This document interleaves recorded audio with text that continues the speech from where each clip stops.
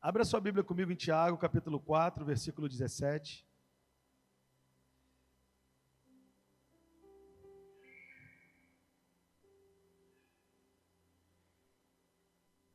Pode ligar esse ventilador, eu estou com frio. Brincadeira. Só para eles ficarem com ciúme.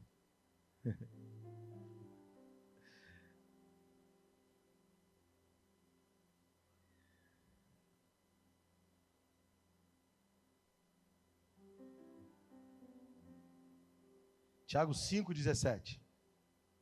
Eu tenho uma experiência legal com esse negócio de errar texto. Uma vez numa igreja eu errei o texto, o pessoal reclamou. O pessoal, eu me escandalizei. Eu falei, que isso? Vocês estão reclamando que eu errei o texto? Nunca mais esqueci disso. Tiago 5,17 diz assim, um texto bem conhecido por nós. Elias era um homem sujeito às mesmas paixões que nós, e orando pediu que não chovesse, e por 3 anos e 6 meses não choveu sobre a terra. Diga comigo, e orou outra vez, e o céu deu chuva, e a terra produziu o seu fruto. Agora vai comigo para 1 Reis, capítulo 19, por gentileza.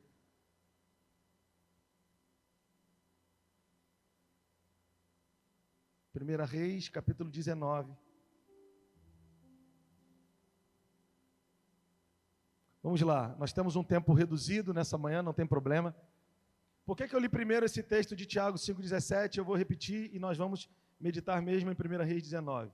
Elias era um homem sujeito às mesmas paixões, com o coração suscetível às mesmas inclinações, com o coração suscetível às mesmas emoções, com o coração suscetível aos mesmos erros de ser humano que nós. Pega isso aí, não esquece não. Elias era, não esquece isso, por favor. Elias era um homem sujeito às mesmas inclinações emocionais, inclinações pecaminosas. Eu não quero entrar muito nisso, mas aqui está falando de paixões, de inclinações emocionais, sentimentos, desejos. Quem está comigo aqui? E aí diz, Elias era um homem sujeito às mesmas paixões que nós. E orando, pediu para que não chovesse. Durante muito tempo eu meditei e até ministrei com a ênfase no fato de Elias ser um homem sujeito às mesmas paixões e orar e chover. Eu sempre dei ênfase na manifestação de poder, como creio que você também. Querido, Elias era um homem sujeito às mesmas paixões que nós, e ele orou e Deus fez chover. Aleluia! Mas já há algum tempo, e nesses dias especificamente, olha o que o Senhor está nos mostrando. Elias era um homem sujeito às mesmas emoções, inclinações, desejos que nós, sujeito a. E orando, pediu que não chovesse, e por 3 anos e 6 meses não choveu sobre a terra. Aleluia! Eu sempre dei ênfase aí, na manifestação de poder. Mas o versículo 18 diz, e orou outra vez, e o céu deu chuva e a terra produziu seu fruto. Eu quero só enfatizar, para a gente ir para 1 Reis 19, no orou outra vez. Então, mesmo sendo sujeito às mesmas paixões que nós, eu não quero enfatizar a manifestação de poder. Eu quero enfatizar a insistência na oração. Eu não quero enfatizar a manifestação do poder, porque ele orou. Isso acontece. Mas eu quero enfatizar a insistência na oração. E orou outra vez. E muitos de nós, inclusive eu, estamos cheios de afazeres, mas não estamos orando a segunda vez com a mesma ênfase que oramos a primeira. Nós não estamos insistindo, mesmo sujeito às mesmas paixões que Elias era. Mesmo tendo, Elias era líder da escola profética. Elias tinha um itinerário, ou tinha itinerários, tinha uma missão com itinerários pesados. Andava quilômetros treinando, ministrando, colidindo com principados e potestades. Ou seja, ele era sujeito a uma agenda pesada. Ele era sujeito a muitas questões no espírito. E orou outra vez. Você pode repetir comigo, por gentileza? Orou e orou outra vez. Tá? Ok. Agora vamos para 1 Reis 19. Eu vou ler um versículo e depois a gente lê todo o texto.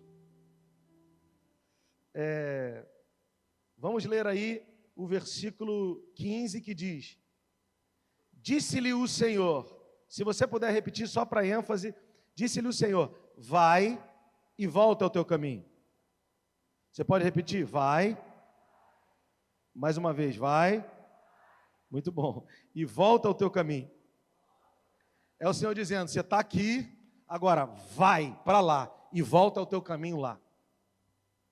E a palavra volta mais usada no Novo Testamento, para falar de volta, de retorno ao caminho, é techuvá. E é a palavra que o Senhor está incendiando o nosso coração nesses dias.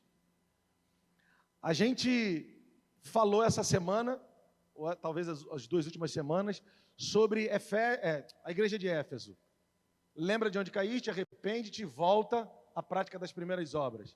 É um clamor do Senhor, ou é uma exortação do Senhor para o anjo da igreja. Preste atenção, as 7 igrejas da Ásia, a maioria tinha encorajamento e exortação do Senhor, mas o Senhor não deixou de chamar nenhum dos pastores das 7 igrejas da Ásia, que precisavam ser exortadas, não deixou de chamar nenhum dos pastores de anjo e nenhuma das igrejas de igreja. Então nós temos que ter muito cuidado quando falamos daquilo que Deus estabeleceu. Amém? Quem está comigo aqui? Ok. Eu queria que você viesse comigo, queria que você não se dispersasse. Eu sei que o ambiente, a gente vai tomando o ambiente para nós. Hoje é só o primeiro dia. Amém? Está comigo? Então a palavra que a gente deu até no domingo passado foi lembra de onde caíste. Não é lembra da queda, não é lembra das dores da queda, não é lembra de como doeu ou como está doendo em você o fato de ter caído. Lembra do lugar que você tinha junto a mim. Lembra desse lugar. Aí tem a receita do bolo, que é o que a gente está ministrando nos últimos dias. Arrepende-te, lembra, arrepende-te, volta à prática das primeiras obras. Não é sobre isso que eu vou falar hoje, mas a ênfase dessa palavra na última semana é a mesma de hoje. Qual que é? Techuvá.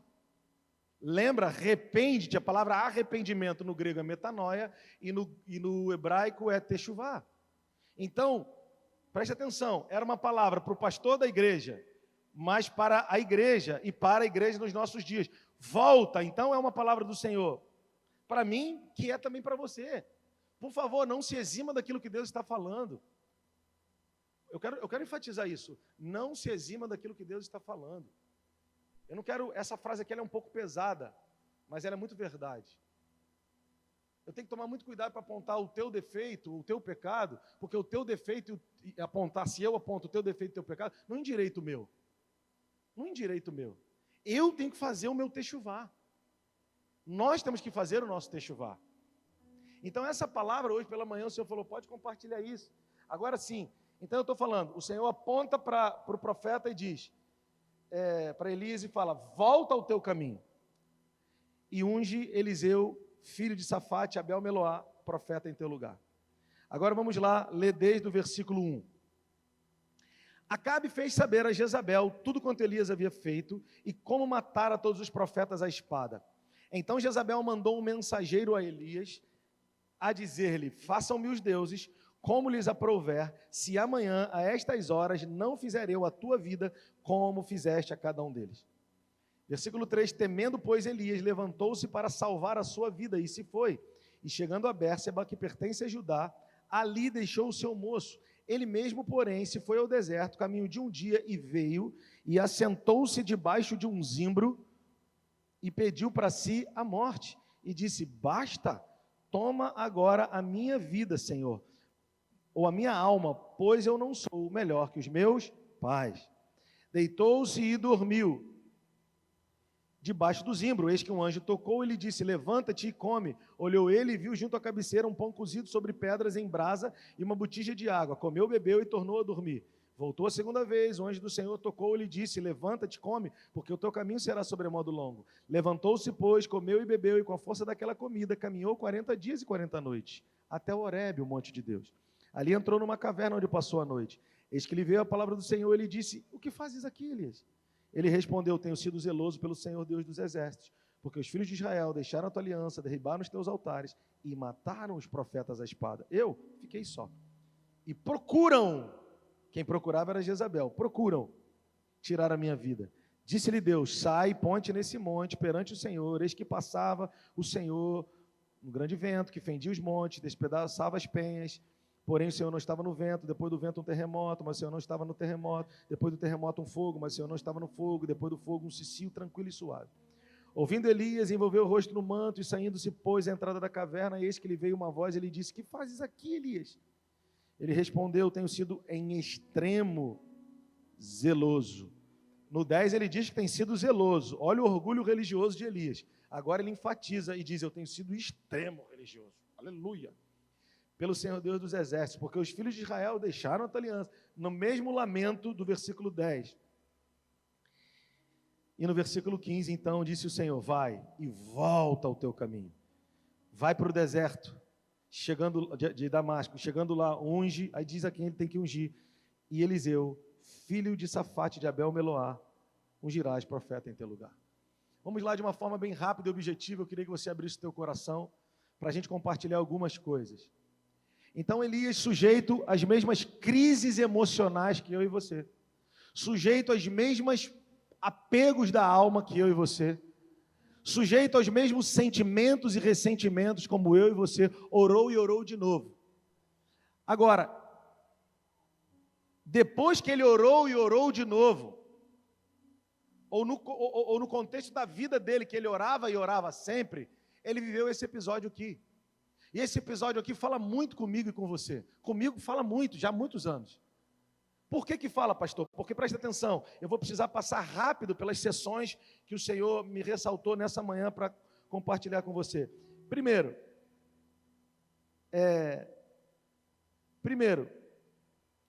versículo 1, Acabe fez saber a Jezabel tudo o que Elias havia feito e como matar a todos os profetas à espada, os 450 profetas de Baal. Acabe, o rei sem autoridade, governado pela esposa, Jezabel. Jezabel é a figura, no Novo Testamento, presta atenção aqui, no Antigo Testamento, a figura de manipulação e controle feminina é Jezabel. E a figura de manipulação e controle masculino é Absalão. É a mesma operação na vida da igreja. Tem alguém entendendo isso aqui? E quando as ações de Jezabel são descortinadas, a voz profética é o primeiro que ela quer atacar. Eu não quero enfatizar isso, porque eu quero falar do nosso legado geracional. Então o contexto aqui é, Acabe faz saber a Jezabel. Agora olha o versículo 2. Então Jezabel mandou um mensageiro a Elias a dizer, os deuses façam-me como foi feito aos profetas, e outro tanto, se em 24 horas eu não matar Elias. Era isso? Esse é o recado que Jezabel havia mandado, como rainha má e manipuladora, mandado a Elias. Está comigo? Mas eu vou passar por aqui, isso aqui não é ênfase para hoje. Agora, eu quero começar as ênfases aqui. E eu queria que você viesse conosco. Temendo, pois, Elias, levantou-se para salvar a sua vida. E se chegou a Bérseba, que pertence a Judá, e ali deixou o seu moço. Ele mesmo, presta atenção, eu vou dar algumas ênfases aqui, eu queria que você abrisse seus olhos, os seus ouvidos espirituais. Temendo, pois, Elias, levantou-se. Então, quem se levantou? O próprio Elias. Para salvar a sua vida. Ele se levantou para salvar a sua vida. Ele se foi. Olha quantas ações. Ele chegou. E quando chegou lá, em Bérseba, que significa lugar de juramento, ou posto de juramento, deixou o seu moço. Ele mesmo, porém, foi ao deserto. Ele mesmo se assentou debaixo de um zimbro. Ele mesmo pediu para si a morte. Ele mesmo disse, basta, toma agora, Senhor, a minha vida, pois não sou melhor do que os meus pais. A primeira coisa que eu quero enfatizar é a ação de Jezabel para calar a voz profética pelo prejuízo que Elias estava dando naqueles dias. Então, Jezabel sempre vai querer calar a voz profética, para que as vidas não sejam desatadas, soltas. Esse é o primeiro ponto. Mas agora a ênfase mesmo. Um profeta de Deus, um homem que rasgava o céu, agora ele está movido por emoções. Então Elias era sujeito às mesmas paixões que eu e você, e aqui ele mesmo, chegando ao ponto de chegar num deserto, debaixo de um zimbro, de uma árvore desértica, e dizer, basta, eu não quero viver. O quadro é claro que esse homem estava deprimido, ou em depressão. E se a gente não consegue provar, essa frase é uma frase de alguém que não queria viver. Por quê, pastor? Porque Elias era homem que tinha emoções como eu e você. E você é um homem, você é uma mulher que tem emoções como Elias. E as nossas emoções precisam ser lançadas sim no altar. Porque senão elas nos traem a ponto de, numa sessão, Deus manda fogo do céu respondendo a oração dele, e 850 profetas são mortos, 450 de Baal e 400 de Acera. E na sessão seguinte, esse homem está fugindo e pedindo para si a morte. Então a primeira ênfase qual que é? Nós estamos sujeitos às paixões, e Elias aqui estava com as suas emoções completamente fora da casinha, completamente alteradas. Então, o que eu quero dizer para você? Se você nesses dias está passando por momentos de agruras, de dor, está sem dormir, está emagrecendo, está passando por lutas que você entrou nelas, lutas que você não vigiou, lutas que você errou, ou outras que te colocaram nelas, não importa. O que eu quero te dizer é que você não está condenado por estar vivendo ou sentindo isso. O Senhor tem uma palavra para mim, para você nesses dias. Volta ao teu caminho. Eu tenho um caminho para você. Como você sabe que eu sempre gosto de falar no Salmo 139, porque está escrito: todos os meus dias, diz o salmista, foram escritos e estabelecidos pelo Senhor quando nenhum deles ainda havia. Existe um caminho do Senhor para você, que não sou eu quem vai dizer. Existe um caminho do Senhor. O meu papel aqui nessa manhã é: não se condene. Se as suas paixões no coração estiverem inclinando você, puxando você para baixo, esses são dias de nós nos encontrarmos com a palavra do Senhor. Techuvá, volta. A gente está aplicando muito palavras que não são para ímpios, para ímpios. Você quer ver uma coisa? Eis que estou à porta e bato, se alguém abrir, eu entrarei e cearei convosco e essa pessoa comigo. A gente fala no evangelismo, mas o Senhor está chamando a igreja está chamando, o Senhor está me chamando, está nos chamando para um lugar de arrependimento. E arrependimento não necessariamente é chorar. Se tem uma coisa que eu faço muito na presença do Senhor é chorar. E se tem uma palavra que Ele tem dito, como disse sobre Esaú, que Esaú buscou um lugar de arrependimento com lágrimas e não encontrou. Arrependimento não é um lugar que eu encontro com as minhas forças. Arrependimento é um lugar que eu clamo para encontrar nele. Arrependimento é um lugar no coração do Senhor. Começa com perdão, você libera perdão, você pede perdão. Esse é só o primeiro passo, mas o segundo passo é clamar todos os dias: Senhor, me introduz no lugar de arrependimento, porque meu coração é dúbio, meu coração é enganoso. Ainda que eu ore, você faça chover. Isso não caracteriza que o meu coração está completamente convertido à tua vontade. Então Elias, o homem que Deus mandou cair fogo do céu e arrebentou com todo mundo, agora ele foge por um recado, agora ele foge por um decreto. E aqui eu mostrei as ações dele, movido por ações negativas. Ele chega no estado deplorável de dizer: eu não sou melhor que os meus pais, deixa o moço em Bérseba, eu já vou falar sobre isso, e me mata, Deus, eu não quero mais viver. Eu quero declarar sobre a sua vida, se você está sendo assolado por alguma síndrome, eu quero declarar que o Senhor nesses dias vai ministrar o teu coração. Toda síndrome do pânico vai te deixar pela graça de Jesus. Quero declarar, se a depressão bateu na tua porta, na tua casa, eu quero declarar que esses dias o Senhor está lavando você. Nós precisamos de ajudas profissionais. Essa semana eu estava conversando com a Lu, e com alguns casos que a gente está acompanhando de alguns irmãos, eu falei como é importante a ajuda profissional. Como é importante a ajuda profissional de homens cristãos que vão dar ajuda médica e também espiritual. A minha alçada só compete a tentar ajuda espiritual e em parceria com os meus irmãos profissionais tentar ajudar. Mas eu quero declarar nessa manhã, em nome de Jesus, que existe graça de Deus para levantar você dessa cama, para levantar o seu marido dessa cama, para que as emoções sejam alinhadas com o plano original. Se você tem tomado remédios para dormir, não se sinta menosprezado por isso. Tu és um homem de Deus, uma mulher de Deus, e o Senhor nesses dias está dizendo: você tomou algumas decisões, ou foi inserido em algumas que você perdeu o controle, ou não foi diligente, ou organizado, ou qualquer coisa, mas existe uma coisa: a minha graça. A Escritura fala em Tito que a graça salvadora nos educa a viver. E o Senhor está dizendo: nesses dias eu quero te educar a viver. Eu quero te mostrar um caminho que você ainda não conhece. Eu quero te mostrar algo que acerca de você e da tua casa estavam preparados, mas você ainda não podia acessar e achava que estava acessando. Eu estou vivendo dias assim, que o Senhor tem falado, Rodrigo, você ainda não tinha cessado e achava que tinha. Oh, Senhor Jesus, obrigado, Pai. Elias, movido pelas emoções negativas, e às vezes até pelas positivas, nós metemos os pés pelas mãos. Mas vamos continuar. Mas nesses mesmos versículos, eu estou falando de um homem de Deus movido por uma emoção negativa. Mas calma, homem e mulher de Deus, mesmo movido por emoções negativas e metendo os pés pelas mãos, isso não te diminui como homem e mulher de Deus. Mas o Senhor está acendendo uma luz vermelha. O Senhor está acendendo uma luz de alerta. E nesses versículos nós vamos ver essas luzes de alerta acesas. Amém? Tá, me mostra, pastor, tá aí.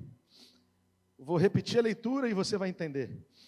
Temendo, pois, Elias levantou-se para salvar a sua vida. Olha aqui para mim. Não se defenda e não tente se salvar mais. Lição número 1. Onde opera a nossa justiça, não opera a justiça de Deus. Então Elias aqui, ele tentou salvar a sua vida. Então a lição número 1 é isso. Agora, isso aqui é o ponto. Um mapa, nós temos aqui um mapa geracional. Chegou a Bérseba. Bérseba significa poço do juramento. Bérseba significa lugar de juramento. Então ele estava num lugar altamente espiritual. E eu queria que você percebesse. Eu queria que você entendesse. Eu queria que você olhasse para a sua vida e pensasse: eu não posso mais negligenciar. Pega no teu espírito. Eu não posso mais negligenciar o lugar altamente espiritual que eu estou. Ontem eu ouvi uma frase que o pastor disse: qual é a igreja que daqui a 10 anos você quer ter? Quando seus filhos estiverem com tal idade. É agora, chegou a hora. Nós estamos num lugar da nossa vida e da nossa história altamente espiritual. Altamente espiritual. E o que nos trouxe até aqui não é capaz de nos levar adiante. E como pensamos e agimos até aqui, não vai nos levar adiante. Então, qual é a igreja que nós queremos para os próximos 5, 10 anos, Lúcio? Aqui nós temos um mapa. Por que eu estou falando isso? Porque ele chega a Bérseba. Bérseba fala de lugar de juramento. Olha aqui para mim, você precisa entrar no lugar em Deus e perceber que lugar você está hoje na tua vida e na tua história. Porque lugar de juramento ou posto de juramento, quando eu penso nisso, eu penso, qualquer ação de Elias ali teria reverberações geracionais. Nós estamos num lugar altamente espiritual, de alta densidade espiritual, no momento da nossa vida, da nossa história, que agora é a hora de decidir pela vontade do Senhor. Bérseba fala de um portal aberto. Bérseba fala de uma incidência, de ações que precisamos ter alinhadas com o céu, para que isso endireite, ou se errado agirmos, arrebenta com fluxo para os nossos filhos. Por isso o Senhor faz feridas e Ele mesmo liga. Por isso que vinde e voltemos ao Senhor, porque foi Ele que nos despedaçou e nos sarará. Ele fez a ferida, Ele liga, mas temos que voltar para Ele. Então o texto diz: temendo Elias, levantou-se para salvar a sua vida e chegou a Bérseba, que pertence a Judá, e ali deixou o seu moço. Então no lugar do juramento, ele deixa o que representa a próxima geração. O que você quer dizer, pastor? No lugar em que ele tinha que ter uma ação de força, de segurança, dizer, independente do que eu estou passando, eu não posso esquecer da próxima geração, independente das crises que eu posso estar vivendo, se tem uma hora que eu não posso desistir, é agora. Porque o moço representa os nossos filhos, o moço representa os adolescentes, o moço representa essas crianças que com as bandejinhas subiram para as aulas. Eu não posso, num momento de alta densidade espiritual, esquecer dos meninos, como se a vida começasse e terminasse em mim. E ele diz, o texto diz, que ele deixou o moço em Bérseba. Fica aí no lugar de juramento, porque eu preciso continuar para dentro do deserto. Não, está ruim, até agora está ruim, mas eu quero situar a gente no mapa. Depois ele chega debaixo de uma árvore de zimbro. Cara, no lugar do juramento, ele já deixou o moço, já negligenciou a próxima geração. E chega e fala, eu não sou melhor do que os meus pais. Cara, ele estava deprimido. Toma minha vida, Senhor. Então, olha só, que nos mesmos versículos nós vemos um homem movido por suas emoções e que ignora o fato de ser ele um elo geracional. Temos um mapa aqui. Os pais falam não sou melhor do que os meus pais. Isso fala do que Deus fez. Elias fala do que Deus estava fazendo e o moço fala daquilo que Deus ia fazer.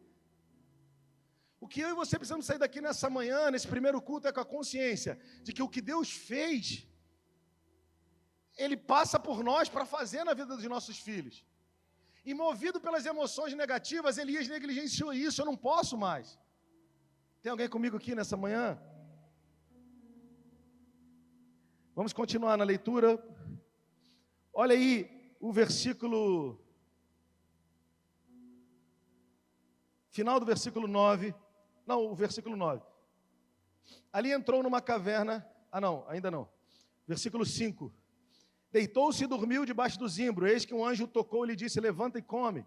Olhou ele e viu junto à cabeceira um pão cozido sobre águas em brasa, um pão cozido sobre pedras em brasa e uma botija de água. Que coisa linda, né? Um misto ali, aquele pão quente, pão na chapa de manhã, quem gosta. Aleluia. E uma botija de água. Comeu e bebeu e tornou a dormir. Segunda vez o anjo tocou e lhe disse: levanta, come, porque o caminho te será sobremodo longo. Levantou-se, comeu e bebeu, e com a força daquela comida, caminhou 40 dias e 40 noites até Horebe, o monte de Deus. Então nós falamos que Elias, movido por uma emoção negativa, chutou o balde. Depois, vemos ainda nesse contexto que chutou tanto o balde, mas tinha um mapa geracional ali. E agora eu quero te falar, para a gente caminhar para encerrar, um Deus que cuida, não mima, Ele encoraja e desafia. Por que eu estou falando isso aqui? Então, no contexto em que Elias, movido por suas emoções negativas, vimos um mapa geracional que ele negligenciou. Deixa o menino em Bérseba e ele diz: eu não sou melhor que os meus pais. Gente, tem um desenho geracional que ele está negligenciando. Agora ele se encontra dormindo no deserto. Ele pegou no sono. Eu não quero entrar no mérito meu, pessoal, mas só para fazer você pensar. Já teve um dia que você estava tão ruim da cabeça? Você parou teu carro num lugar, no estacionamento de um shopping, em algum lugar. Só encostou a cabeça, do nada você dormiu, acordou 30, 40 minutos depois, sem nem saber onde estava. Alguém já viveu essa experiência? Quem aqui já? Só a gente? Eu já também. Aleluia. Ele estava nessa vibe, perdido assim, doido da cabeça. Mas sabe qual é a palavra que eu quero te dar para te encorajar? O Senhor vai te encontrar nesse lugar, porque Ele é Pai que ama. Mas Ele não vai te mimar nesse lugar. Esse é o... Ele sempre vai nos encontrar, porque nada pode nos separar do amor de Deus. Nem altura, nem profundidade, nem coisa do presente, nem coisa do porvir, a gente já sabe disso. Meu sonho era tomar um café daquele lá. Deram para o Rodrigo errado, hein? Então, assim, nada vai poder nos separar do amor de Deus. Então Elias aqui estava doidão. Mas o Senhor foi lá e o pegou naquela condição. E olha o cuidado de Deus. Eu sempre que olho para esse texto, por isso eu li 2 vezes, eu vejo Deus se manifestando como uma mãe e depois como um pai. Porque Ele vai lá e acorda Elias e tem pão na chapa, na pedra, pão na pedra, mano. e água na botija. É como Deus dizendo assim: eu cuido de você como uma mãe. Acorda, come, cara. Olha a mãe aí. E depois, ele voltou a dormir. É a mãe, né? Depois o Senhor, agora já descansou o suficiente. Já ficou fora da casinha mental o suficiente. Deixa eu te acordar. Tem pão de novo, tem água de novo. Agora come e bebe, levanta que é hora de trabalhar. Come e bebe, porque o teu caminho vai ser sobremodo longo. Então, o Elias, que tomado por suas emoções negativas, se perdeu. O Elias que não conseguiu fazer a leitura ou ver o desenho de um mapa geracional, que possivelmente estava em depressão. O quadro é muito claro, ou é muito sugestivo. E pega isso você: pastor, eu errei, pastor, eu entrei nesse caminho, ok, mas não há condenação para os que estão em Cristo Jesus. Você continua nesse caminho voluntariamente, ou você entrou num lugar de arrependimento e está dizendo: Deus, eu quero mergulhar nesse lugar. Não há condenação para os que estão em Cristo Jesus. Restitui quem tens que restituir, ame quem tens que amar, perdoe quem tem que amar, a perdoar, e a graça salvadora te educa a viver. Agora, nos trazendo para a responsabilidade, que nós temos uma realidade geracional a cumprir. Não dá para abandonar a próxima geração na estação da nossa pressão emocional. Não dá para negligenciar que tudo que os pais caminharam para que cheguemos até aqui foi para que abracemos a próxima geração. A despeito das nossas emoções, nós temos que deixar as nossas emoções no altar, mesmo que elas estejam abaladas. Agora eu estou te falando de um Deus que vai te encontrar com as emoções mesmo abaladas, vai cuidar de você. Alguém pode dizer, como é que Deus está cuidando dele? Porque Ele é pai de todos, Ele é pai de órfãos, juiz de viúvas. Não tem essa do cara que, esse aqui não prospera mais, esse aqui está... Não tem essa, porque Deus é o nosso pai. Agora, com relação à responsabilidade geracional e à missão, a gente vê aqui na segunda acordada de Deus, que Ele acorda Elias. Ele acorda e diz, agora come e bebe. Porque como um pai eu falo para você, você não pode parar a jornada. Você vai ter que continuar, meu filho.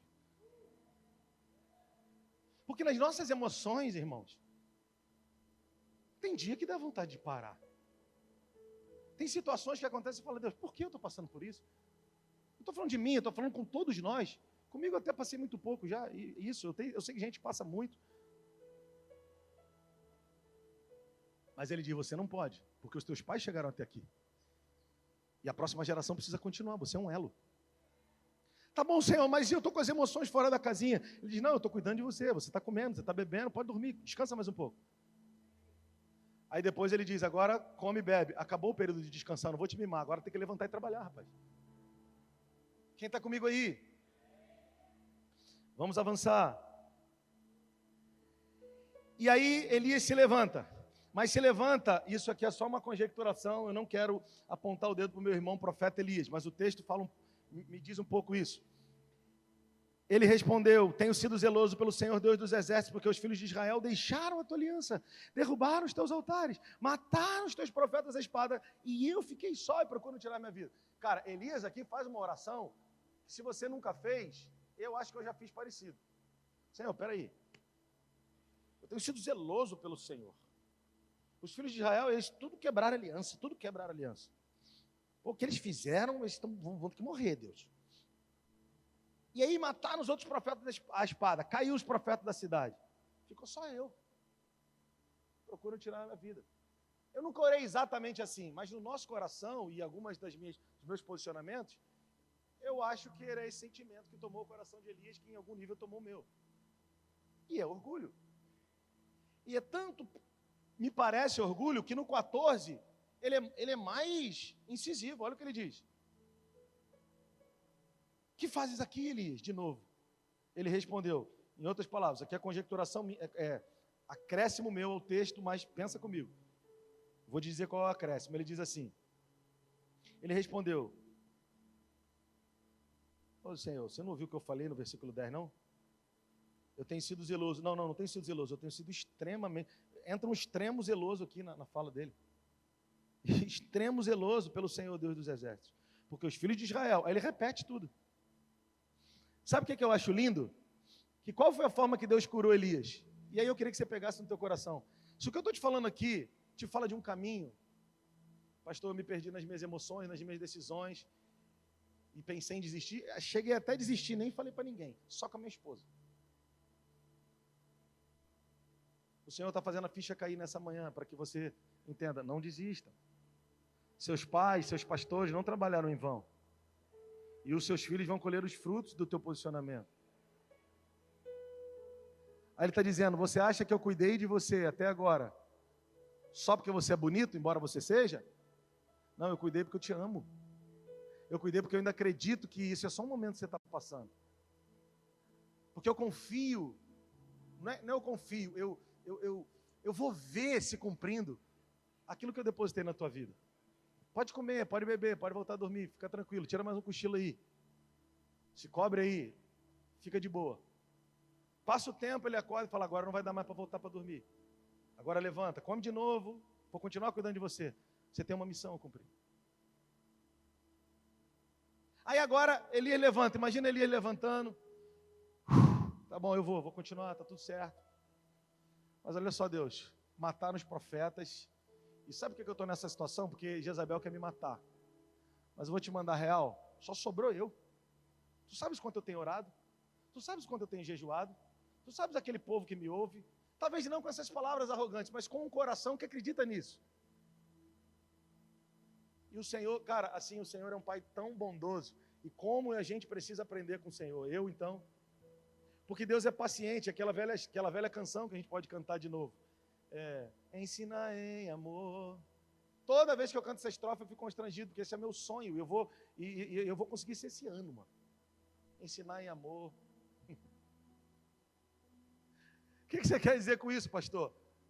Que o Senhor ensina tanto em amor, que ele nem responde ao orgulho de Elias. Sabe por quê? Porque Elias era filho.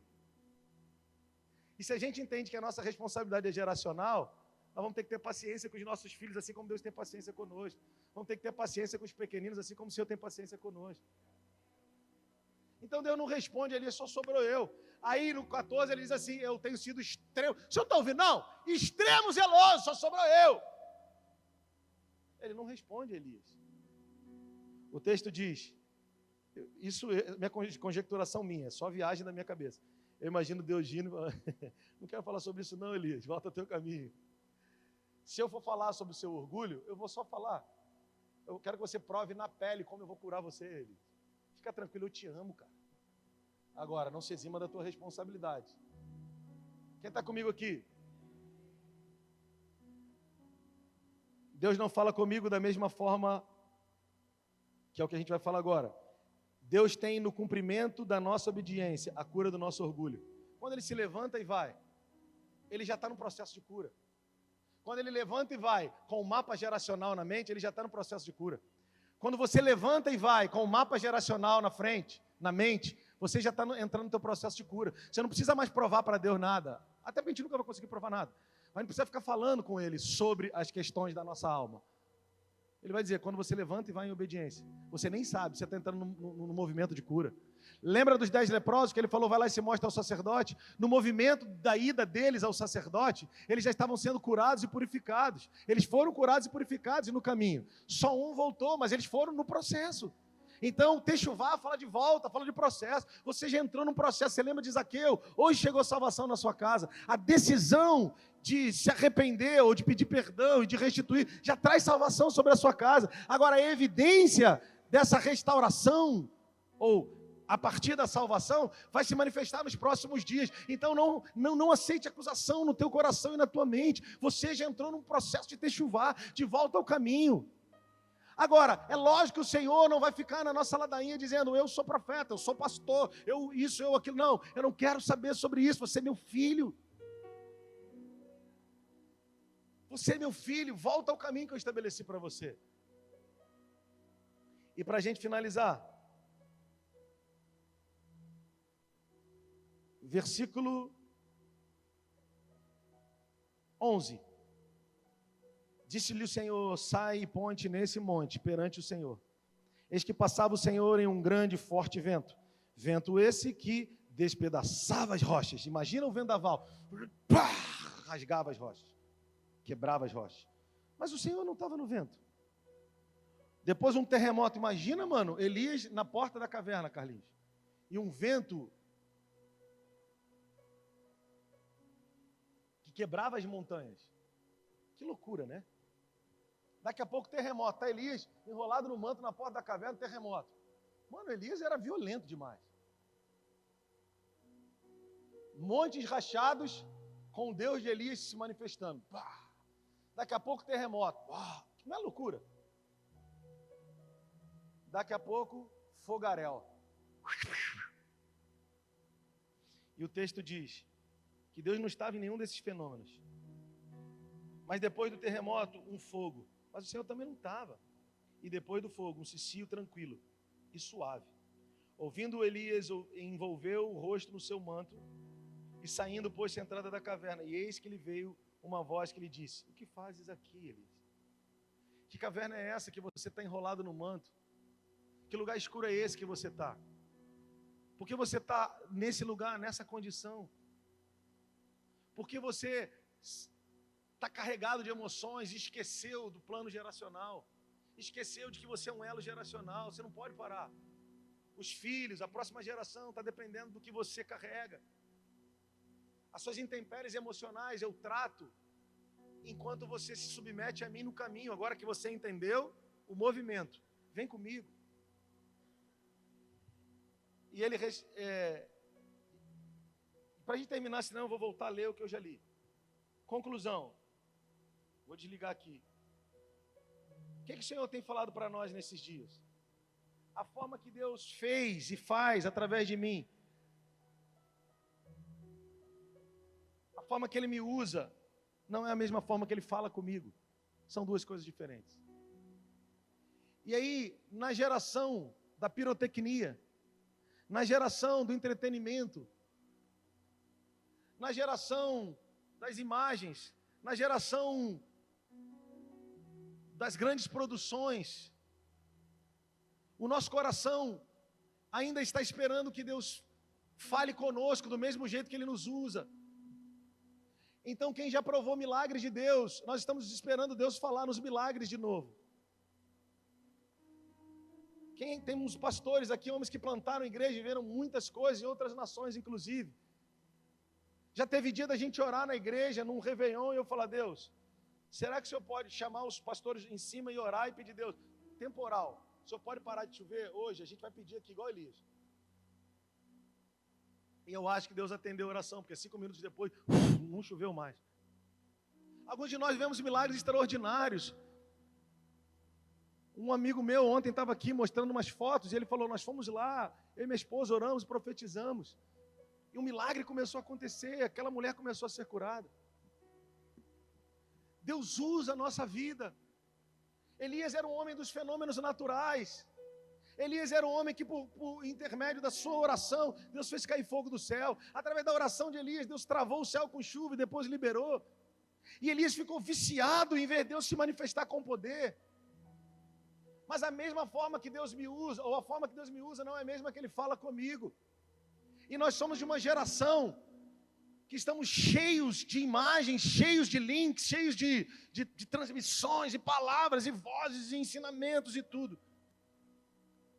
E eu também tenho sido pego por querer ouvir a voz de Deus nos milagres que Ele opera. Claro que é fantástico ver o Senhor operando milagres. Mas o maior milagre que Ele vai operar nesses dias é realmente desligarmos os nossos aparelhos com força. Conseguirmos pegar o aparelho, jogar longe, se trancar no quarto e dizer: eu vou ficar sem aparelho aqui. O maior milagre é ficar a sós com Ele. Para que Ele volte a falar no pé do ouvido como um pai de amor e que diz: tá bom, você está querendo milagre, você está querendo um carrinho novo, que é como o nosso filho querendo um carrinho mais moderno. Você quer um novo milagre e eu quero o velho Rodrigo. Você quer um novo milagre e eu quero aquele menino daqueles dias. Você quer que eu faça mais uma coisa? Eu já manifestei tanta coisa.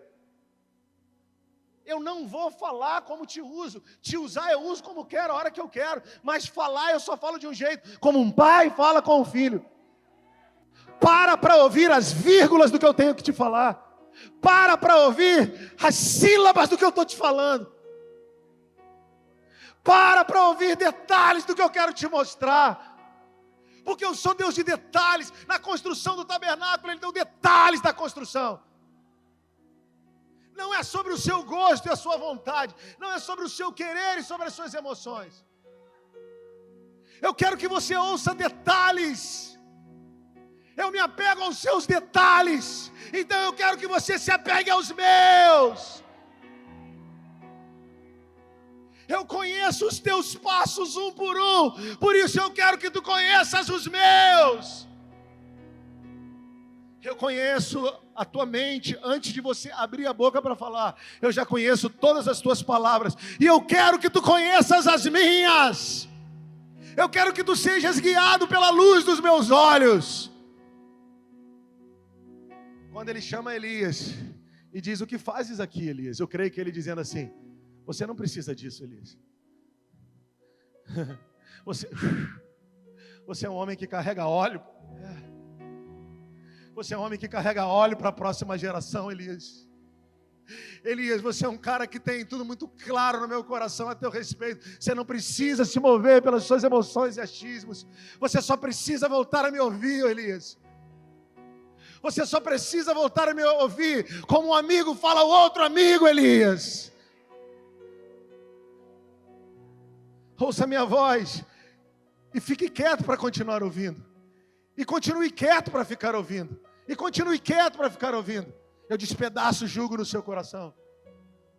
Eu despedaço mentiras no teu interior. Eu quebro o arco, corto a lança. Não trabalhe por isso prioritariamente. Trabalhe pela minha voz. Trabalhe pela minha voz. É muito mais do que replicar as palavras do meu pastor. Quando diz o Gênesis, que diz que Deus falou e criou. É saber que se Ele fala, vida, porque Jesus disse, as palavras que eu vos disse são espírito e vida.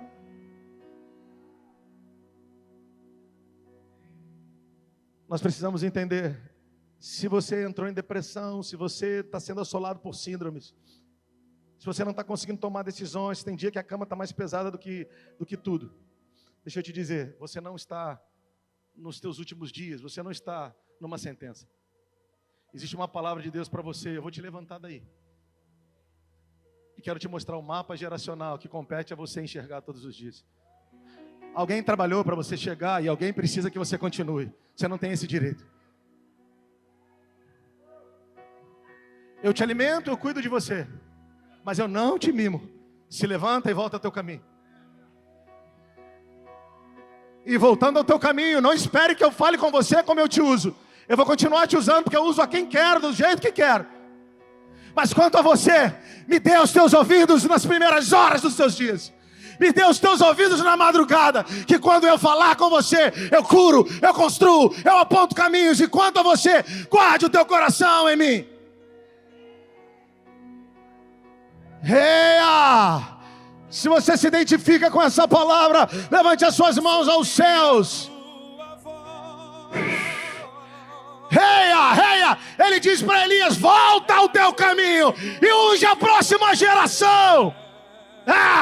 Unge os adolescentes, cara. Unge os jovens. Unge as crianças. E é isso que a gente vai fazer, meu irmão. Tem uma próxima geração esperando que a gente esteja na casa do oleiro. Vamos lá, vamos lá, vamos lá.